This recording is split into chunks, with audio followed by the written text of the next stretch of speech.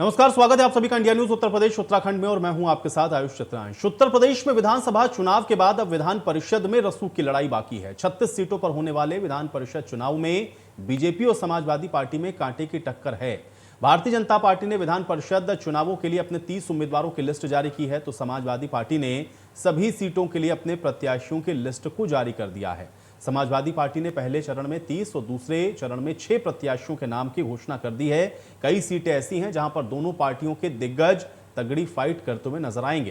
दरअसल उत्तर प्रदेश में स्थानीय निकाय कोटे से 36 विधान परिषद सीटों के लिए चुनाव करवाए जा रहे हैं और इसके लिए मतदान 9 अप्रैल को और मतगणना 12 अप्रैल को होगी। बात वहीं पर आकर रुक गई है कि यूपी विधानसभा चुनाव में जीत के तरीके से बीजेपी ने प्रचंड बहुमत से जीत हासिल की, उसके लिए यह चुनाव अब नाक की लड़ाई बन गया है। तो एमएलसी चुनाव बीजेपी सपा के रसूख की लड़ाई के तौर पर भी देखा जा रहा है, क्योंकि जो प्रदर्शन विधानसभा चुनाव में रहा है, क्या वही विधान परिषद के चुनावों में भी होगा, इस पर निगाहें लोगों की टिक गई हैं। तो कैंडिडेट्स के नाम का ऐलान हो गया है, प्रत्याशियों के नाम का ऐलान हो गया है, लेकिन अब किस तरह से जो एमएलसी का चुनाव है वो संपन्न हो पाएगा। रसूख की लड़ाई इसलिए भी हम कह रहे हैं क्योंकि विधानसभा चुनाव में जो प्रचंड जीत भारतीय जनता पार्टी को मिली है, लेकिन विपक्ष के तौर पर समाजवादी पार्टी ने जिस तरह से अपनी वापसी की है, उसने विधान परिषद के इन चुनावों को बहुत दिलचस्प बना दिया है। जो 36 कैंडिडेट्स हैं, 36 सीटों के लिए विधान परिषद के लिए ये चुनाव है और ऐसे में अब दोनों पार्टियां अपना पूरा दमखम लगा रही हैं। समाजवादी पार्टी ने 36 कैंडिडेट्स के नाम का ऐलान भी कर दिया है, यानी कि पूरी तरह से नामों का ऐलान हो चुका है। भारतीय जनता पार्टी ने अभी 30 नामों का ऐलान किया है और ऐसे में अब विधान परिषद के अंदर ये जो रसूख की लड़ाई है वो कैसे लड़ी जाएगी और किसके हिस्से में कितने एमएलसी होंगे, ये देखना बहुत महत्वपूर्ण होगा। चूंकि इसके पहले भी एमएलसी अगर विधान परिषद के अंदर आप देखें तो समाजवादी पार्टी का दबदबा रहा है, लेकिन अब इस बार क्या ये समीकरण बदलेंगे, क्या परिस्थितियां इस बार बदलेंगी, ये बहुत महत्वपूर्ण होगा और इसलिए इसको रसूख या फिर नाक की लड़ाई के तौर पर भी आप देख सकते हैं, क्योंकि विधानसभा चुनावों के बाद अब विधान परिषद की तैयारियों में भी पार्टियां लगी हुई हैं।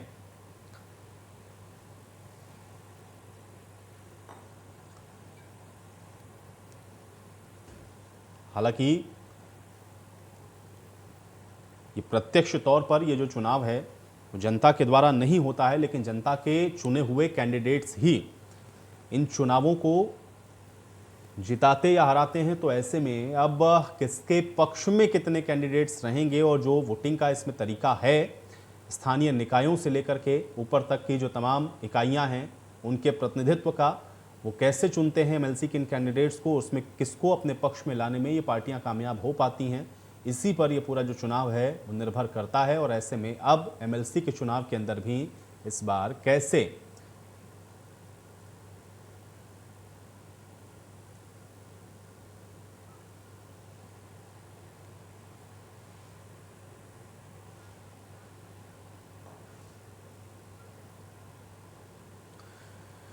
तो एमएलसी चुनाव है, बीजेपी और सपा में रसूख की लड़ाई इसलिए है क्योंकि दोनों ही पार्टियां पक्ष और विपक्ष में हैं और इसलिए एमएलसी के अंदर इस बार कौन अपने कैंडिडेट्स को ज्यादा संख्या में चुनकर पहुंचा पाएगा, इस पर पूरे देश और प्रदेश की निगाहें हैं। चूंकि एमएलसी के भी चुनाव बहुत सारी स्थितियां ऐसी हैं जिनको प्रभावित करते हैं और खासतौर से विधानसभा के अंदर भी आप देखेंगे कि इसका एक अच्छा खासा जो रसूख है वो रहता है। चूंकि विधान परिषद के रास्ते भी बहुत सारे जो विधेयक हैं उनको भी पास कराना कभी कभी बहुत चुनौतीपूर्ण होता है, इसलिए इस बार ये जो एमएलसी चुनाव है वो अपने आप में बहुत महत्वपूर्ण है। और चूंकि जो प्रदर्शन इस बार भारतीय जनता पार्टी का रहा है, इसलिए इसको रसूख और नाक की लड़ाई के तौर पर भी देखा जा रहा है। और आज हम भी इसी पर चर्चा करते हैं। तमाम सहयोगी मेरे साथ जुड़ रहे हैं अलग अलग क्षेत्रों से, उनके साथ हम बातचीत करेंगे और जानने की कोशिश करेंगे कि इस बार का ये जो एमएलसी का चुनाव है वो कितना महत्वपूर्ण है और तैयारियां इसको लेकर के क्या हैं। वाराणसी से जमील हमारे साथ जुड़े हुए हैं, इसके अलावा पंकज हमारे साथ लखनऊ से जुड़ चुके हैं, गोरखपुर से सुशील हमारे साथ मौजूद हैं और देवरिया से भी हमारे साथ हमारे जो सहयोगी हैं मौजूद हैं, घनश्याम। सबसे पहले जमील मैं आपके पास आता हूं, क्या तैयारियां हैं? चूंकि एमएलसी को लेकर के हम देख रहे हैं दोनों ही तरफ से कैंडिडेट्स के नाम का ऐलान हो गया है। 36 कैंडिडेट्स हमने देखा कि अभी समाजवादी पार्टी ने सभी नामों का ऐलान किया, भारतीय जनता पार्टी ने भी 30 किया है, लेकिन अभी आपके पास जानकारी क्या और इस बार का एमएलसी का ये जो चुनाव है उसको किस तरह से आप देख पा रहे हैं और वहां पर इसको लेकर के क्या माहौल है, अपडेट करें जमील। बिल्कुल, जिस तरीके से आपने कहा कि समाजवादी पार्टी ने पूरे 36 जो विधान परिषद के चुनाव होने हैं, वहां पर अपने कैंडिडेट को उतार दिया। लेकिन भारतीय जनता पार्टी की अगर बात की जाए तो भारतीय जनता पार्टी ने 30 सीटों पर अपने कैंडिडेट को उतार दिया, लेकिन बनारस में अभी भारतीय जनता पार्टी ने कैंडिडेट नहीं उतारा है। हालांकि जिस तरीके से अनुमान लगाया जा रहा है कि पिछली बार जो विधान परिषद के चुनाव हुए थे, बाहुबली एमएलसी रहे ब्रजेश सिंह को भारतीय जनता पार्टी ने पीछे से सपोर्ट किया था और उन्होंने जीत हासिल की थी। हालांकि ब्रजेश सिंह के परिवार का इस वाराणसी प्राधिकरण निर्वाचन क्षेत्र पर पिछले 3 दशक से कब्जा रहा है। उनके बड़े भाई चुलबुल सिंह यहाँ पर 2 बार भारतीय जनता पार्टी के टिकट पर एमएलसी रहे। उनके ब्रजेश सिंह की पत्नी अन्नपूर्णा सिंह भाजपा से एक बार रही है और उसके बाद ब्रजेश सिंह। तो कुल मिलाकर आप कह सकते हैं कि भारतीय जनता पार्टी यहाँ पर ब्रजेश सिंह के पक्ष में अघोषित प्रत्याशी कह सकते हैं तो ज्यादा बेहतर होगा, क्योंकि ब्रजेश सिंह को पूरा सपोर्ट है भारतीय जनता पार्टी के, क्योंकि उनके भतीजे सुशील सिंह चंदौली सैयद राजा से विधायक भारतीय जनता पार्टी से। तो इसलिए जो बनारस का माहौल है वहाँ समाजवादी पार्टी के बहुत ही निचले कार्यकर्ता को, यानी कहने की डमली प्रत्याशी को उतारे उमेश यादव को ब्रजेश सिंह के मुकाबले में।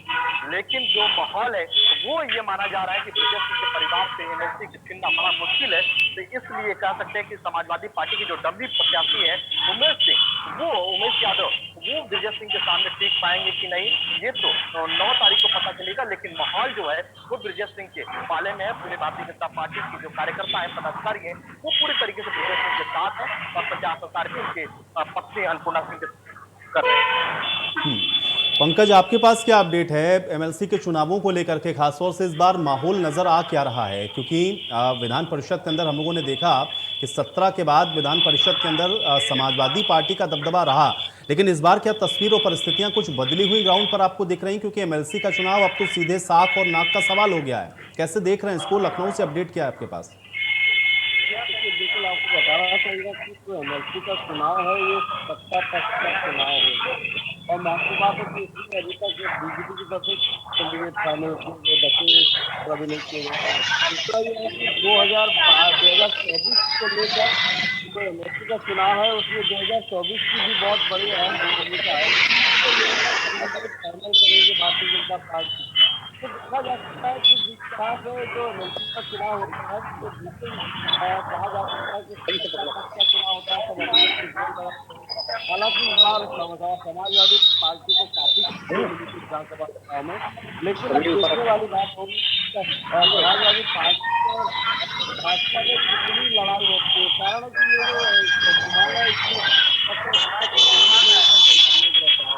अब इसमें देखा जा सकता है कि सबसे महत्वपूर्ण बात है 2024 का जो 2024 का जो प्रक्रिया जो चुनाव है उसको लेकर ये तैयारियां अभी से शुरू कर दी है भारतीय जनता पार्टी ने। ये वजह है कि तमाम सारे बूथ वो क्षेत्रवाद को देख रहे हैं, जातिवाद को देख रहे हैं, तमाम समीकरण को लगा रहे हैं।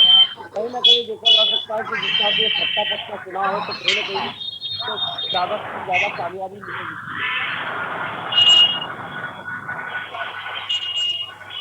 चलिए, गोरखपुर का भी रुख कर लेते हैं। सुशील हमारे साथ मौजूद हैं। सुशील, आपके पास क्या जानकारी है? गोरखपुर में इस समय क्या माहौल है एमएलसी चुनाव को लेकर?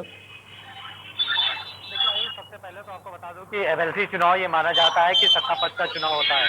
ऐसे में सत्ता पक्ष का दबदबा ज्यादा रहता है, चाहे वो समाजवादी पार्टी के शासनकाल की बात कर ले या फिर अन्य शासनकाल की। समाजवादी पार्टी में भी आपने देखा कि अगर समाजवादी पार्टी की सरकार थी तो एमएलसी के सबसे ज्यादा जो है कैंडिडेट ने जीत हासिल की थी। और वहीं अब जो क्योंकि भारतीय जनता पार्टी की सरकार है और ऐसे में जो समाजवादी पार्टी है या जो भारतीय जनता पार्टी उन्होंने अपने प्रत्याशी तो उतार दिए हैं, लेकिन यहाँ पे फैक्टर यहाँ भी वही काम कर रहा है जो विधानसभा क्षेत्र में काम किया था।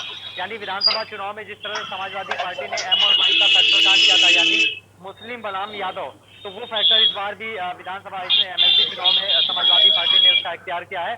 और अगर बात करें तो तकरीबन 14 जो है यादवों को उतारा है तो 2 मुस्लिम है। ऐसे में आप समझ सकते हैं कि दूसरी तरफ भारतीय जनता पार्टी ने छत्री को सबसे ज्यादा मौका दिया है, लेकिन भारतीय जनता पार्टी ने उनको सबसे पहले मौका दिया है जो समाजवादी पार्टी का दामन छोड़ करके भारतीय जनता पार्टी में आए थे और मौजूदा समय में एमएलसी थे।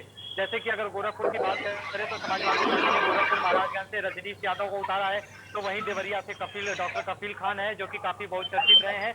तीसरा अगर फैजाबाद की बात करें तो हरिलाल यादव को उतारा गया है। हरिलाल यादव के बाद अगर वही भारतीय जनता पार्टी की बात करें तो गोरखपुर महाराजगंज से सीपी चंद को उतारा गया है, जो कि पीछे समाजवादी पार्टी में एमएलसी थे और अब उन्होंने भारतीय जनता पार्टी का दामन थाम लिया था चुनाव से पहले। ठीक उसके अगर देवरिया की बात करें तो देवरिया में रतनपाल सिंह है और फैजाबाद में हरिओम पांडे है। तो ऐसे में आप समझ सकते हैं कि किस तरीके से दोनों पार्टियों ने जातीय समीकरणों को एक बार फिर से जो है चुनने की कोशिश की और इसके जरिए पूरे एमएलसी चुनाव को जीतने की कवायद की है। क्योंकि अगर समाजवादी पार्टी की बात करें तो समाजवादी पार्टी के पास पहले से ही 48 जो है सदस्य हैं और बीजेपी के पास 36 हैं, लेकिन 36 सीटों पे चुनाव जो हो रहा है उसको लेकर के जब समाजवादी पार्टी से 8 जो चले गए थे छोड़ करके बीजेपी का दामन थाम लिया था और एक बसपा से निकल करके बीजेपी का दामन थाम लिया था, तो कहीं ना कहीं टक्कर पूरी तरीके से देखी जा सकती है। लेकिन जैसा मैंने पहले आपको बताया कि ये चुनाव सत्ता का एक तरफ चलिए सुशील आप मेरे साथ बने रहिए, मैं आपके पास वापस आऊंगा। मेरे साथ जितने भी सहयोगी जुड़े हैं, आप लोग अपना अपना माइक एक बार म्यूट करने में जिससे सवाल पूछ रहा हूं सिर्फ वो अपना अनम्यूट करें, क्योंकि मुझे लग रहा है एम्बियंस की आवाज बहुत ज्यादा आ रही है, स्पष्ट नहीं हो पा रहा कौन क्या बोल रहा है। मैं घनश्याम आपके पास आ रहा हूं। घनश्याम, आपके पास इस समय क्या अपडेट है और किस तरह से आप देख रहे हैं इस बार के एमएलसी चुनाव को? घनश्याम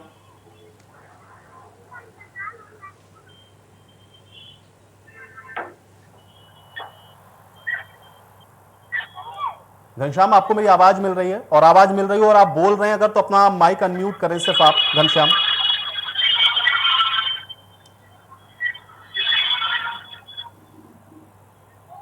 चलिए, घनश्याम तक शायद मेरी आवाज नहीं पहुंच रही। अमित भी हमारे साथ इटावा से जुड़े हैं। अमित, किस तरह से देख रहे हैं एमएलसी के इस चुनाव को? इस बार क्या वहां पर आपको माहौल नजर आ रहा है? क्योंकि पिछली बार हम लोगों ने देखा, खासतौर से 17 की जब हम लोग विधान परिषद देखते हैं तो समाजवादी पार्टी का दबदबा वहां पर दिखता है, लेकिन इस बार क्या लग रहा है कि तस्वीरें बदलेंगी, क्योंकि 36 सीटों के लिए चुनाव है? जी बिल्कुल आयुष, अगर इटावा की बात की जाए तो इटावा और फरखाबाद मिलकर इटावा स्थानीय प्राधिकरण का चुनाव, एमएलसी का चुनाव है। इस चुनाव में जरूर समाजवादी पार्टी और भारतीय जनता पार्टी आमने सामने दिखाई दे रही है। वहीं दूसरी अगर एज की बात की जाए तो कहीं ना कहीं बीजेपी प्रत्याशी भारी पड़ रहा है, क्योंकि सरकार भी एक तरह से गठन हो गया है, क्योंकि अब शपथ ग्रहण बाकी है। तो सरकार भारतीय जनता पार्टी पूरी ताकत लगा रही है। जिस तरह से भारतीय जनता पार्टी ने प्रांशु दत्त द्विवेदी को यहाँ से प्रत्याशी बनाया है, वहीं हरीश यादव को समाजवादी पार्टी ने प्रत्याशी बनाया है।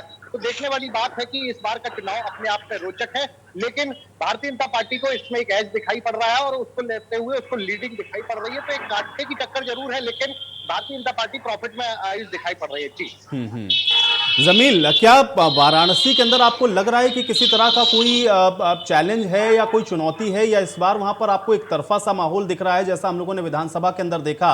हालांकि डायरेक्ट तो ये इलेक्शंस नहीं होते हैं, लेकिन स्थानीय निकाय में भी वर्चस्व जब हमको एक पार्टी का दिखता है तो जाहिर बात है कि बहुत ज्यादा चुनौतियां उस तरह से ग्राउंड पर मुझे नहीं लगता कि होनी चाहिए। लेकिन क्या समाजवादी पार्टी आपको लग रहा है कि चैलेंजिंग पोजीशन में है वाराणसी के अंदर? जमील, देखिए, समाजवादी पार्टी यहाँ पर जिस तरीके से अपने प्रत्याशी के नाम का घोषणा की है वो कोई बहुत बड़ा नाम नहीं है।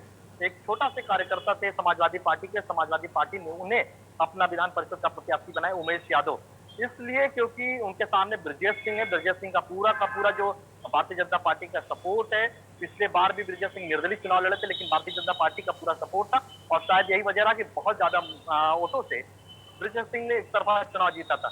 इस बार भी समाजवादी पार्टी मैदान में तो जरूर है, लेकिन उनके सामने ब्रजेश सिंह है। ब्रजेश सिंह की पत्नी रही, उनके भाई रहे एमएलसी, तो इसलिए ये माना जाता है कि ये उनके घर का सीट है। पिछले 3 दशक से लगातार उनके परिवार में ही कोई न कोई एमएलसी रहा है और भारतीय जनता पार्टी के ही टिकट पर उनके भतीजे सैयद राजा से 4 बार। चलिए जमील, आपको मुझे रोकना पड़ेगा, मुझे लग रहा है कुछ तकनीकी समस्या है। आप क्या? भारतीय जनता पार्टी का पूरा सपोर्ट, जनता पार्टी ने उनको बाहरी सपोर्ट किया था और इस बार भी वो सपोर्ट है, तो कहीं ना कहीं ये मुकाबला एक तरफा दिख रहा है।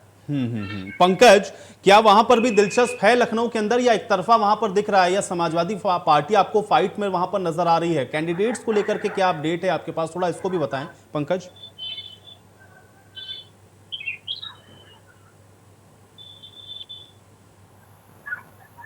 पंकज, ऑडियो अनम्यूट कर लें आप। जी बिल्कुल आयुष, मैं आपको पहले ही बता चुका हूँ कि जिस तरह से ये चुनाव है, ये चुनाव सत्ता पक्ष का चुनाव होता है और जिस तरह से इस बार बीजेपी ने प्रचंड बहुमत से जीता है तो कहीं ना कहीं देखा जा सकता है कि उनका दबदबा बना हुआ है। दूसरी बात है कि इसमें वोट करने वाले बीडीसी होते हैं, जिला पंचायत सदस्य होते हैं, तो तमाम लोग हैं, तो ये वो लोग हैं जो समय के साथ ही चलते हैं। और आपको बता दें कि जिस तरह से 2024 का चुनाव है, बीजेपी पूरी तरीके से तैयारी बना चुकी है कि 2024 के हिसाब से ही अब सारा काम होगा। चाहे आप देख लीजिए मंत्रिमंडल का विस्तार हो रहा तो भी उसमें 2024 का ही उसमें आंकड़ा लगाया गया। तो कहीं ना कहीं जो एमएलसी का चुनाव है ये बहुत महत्वपूर्ण है। सत्ता पक्ष का चुनाव है तो कहीं ना कहीं ये भी देखा जा सकता है कि इसमें क्षेत्रीयत और जातिगत समीकरण जरूर लगाया जा रहा है और कहीं ना कहीं सत्ता पक्ष का चुनाव होने की वजह से बीजेपी की जो पल्ला है वो भारी नजर आ रहा है। जी घनश्याम, आवाज मिल रही है आपको?